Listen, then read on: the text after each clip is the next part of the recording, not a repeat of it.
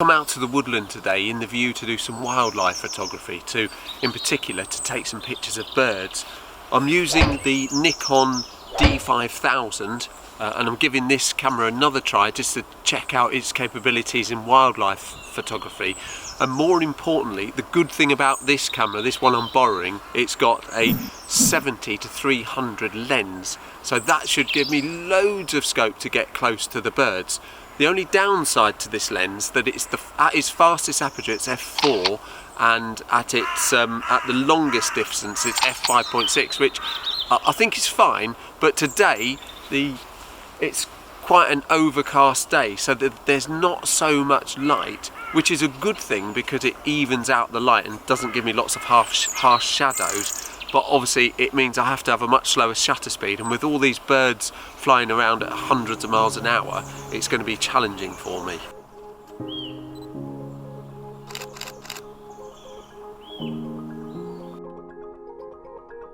I've often struggled taking pictures of birds, and that's because when I've been out in the past, I've gone to woodlands or areas that are not very well frequented by people, and because of that the birds are not used to people, and as soon as anyone walks up near them with a camera, even with a long lens, they're off and you'd never see them again.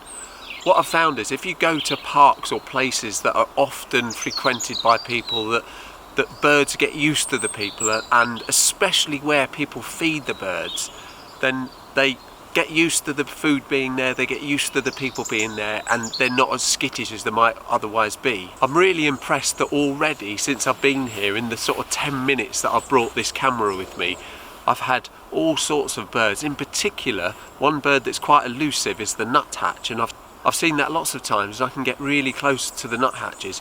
The downside of being in a park or a woodland that's sort of used to people being around is you often get lots of squirrels, because people feed the squirrels, and the last thing you want when you're taking bird photography is squirrels to be around. And I can see squirrels out and about in the area that I'm now, and what they will do, they'll come up to the feeder and try to take the food and scare the birds away, so I've got to be mindful of those as well.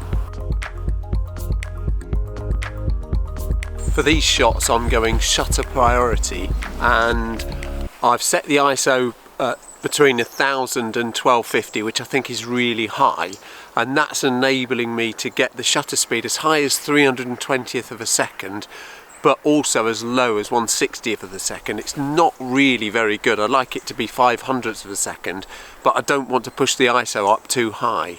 The sun's come out now, which is a good thing and a bad thing. Obviously it's good because it gives me more light and potential to have a faster shutter speed, but bad because it casts more shadows. I'm really pleased to see so many nuthatches. That normally when I come here I see occasionally one or two, but there seems to be a pair that just sits around here just feeding off my feeders all the time, which is fantastic, and hopefully at least one of these shots will come out alright. And they're really coming quite close to me, which is really nice. What tends to happen in a woodland is the birds do a circular sort of pattern around the woodland looking for feeding stations, so you might see them once every 20 minutes, because what they do, they go around each part of the woodland and then they come back to your feeding station, and they do that all the time. They just circulate around the same patch of woodland all the time. Where I might be lucky is that there's lots of different sets of birds that are doing this same pattern, and I keep seeing different birds but at slightly different times, so I get lots of different birds around. I'm not sure if the nuthatches are quite the same, but I'm sure they do the same routine, but there's not so many of those. That's why they're a bit more few and far between. What I do know is that wildlife photography does take quite a lot of patience, despite the fact that I've set out a dinner table, or in this case a breakfast table, for these birds. It's still not easy to get shots of them. It's still difficult to get close enough to get that perfect shot, but I'll persevere, I'll keep trying, and hopefully I'll get a shot and I'll show you what they look like. Hopefully they come out well. The nuthatches seem to have gone now, but I'm getting coal tits, great tits, blue tits and robins. I've seen a jay overhead, I've heard buzzards, I've also got some long-tailed tits, which is quite nice. I don't see those very often. So I've seen lots and lots of different species of bird, but unfortunately I haven't caught them all on video.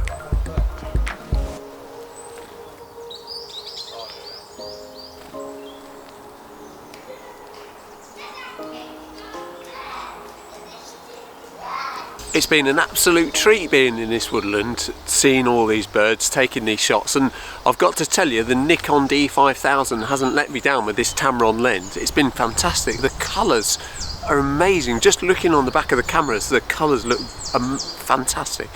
I'll show you all the pictures that I've taken at the end of this video. I've really enjoyed it. I've really enjoyed being here today. If you've liked this video, I'd be super happy if you'd give it a like. It really helps to spread the word and get to people to know that I'm making these videos, and it would be really wonderful if you'd subscribe to the channel. As I say every time, it's completely free. All you have to do is click the button and you're in. So it would be really great for me if you could do that. So thank you very much. And those of you who are subscribed and like the videos, it's wonderful. I can't say how sort of thankful I am. It's really nice that you do that. Once again, thank you very much for watching the video, and I'll see you in the next one. So cheerio.